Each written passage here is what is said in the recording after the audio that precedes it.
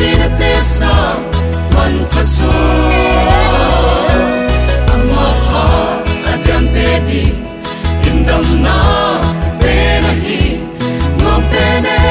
mang papatku on mang pene mang senge mang papa ang magdan kasyam kata malenu amang pa kahimpati simlawin hingpatfa o hasa na tinwasya naminin katwa din hi mangne hinbayin mang papatfay hinbayun amaati alupin na ponsadi kisafay amai na tangtehun untonhin na amudi hinbayun mang papatin ilang dingon magsenge mang papa anogdan kasyam kata hallelujah amang pa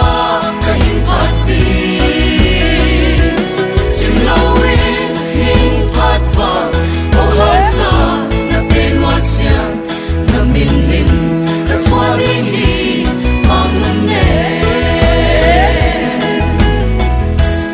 yang paite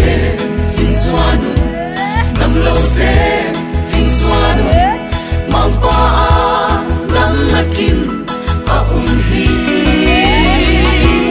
amabe tedingin nangok na kinsinghi idamso mang papatin idyang dingo mausenge mang papa anokdan kasyam kata hallelujah amang pa kahimpati simlawin hingpatfa o hasa na tinwasya naminin katwalihi mangne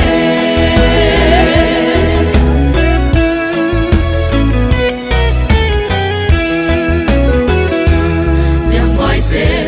hingswanun damlote hingswanun mangpaa dam nakim aumhi amape tedingin nungok na kinsinghi idamso mang papatin idyang dingo mausenge mang papa anokdan kasyam kata hallelujah amang pa kahimpati simlawin hingpatfa o hasa na tinwasya naminin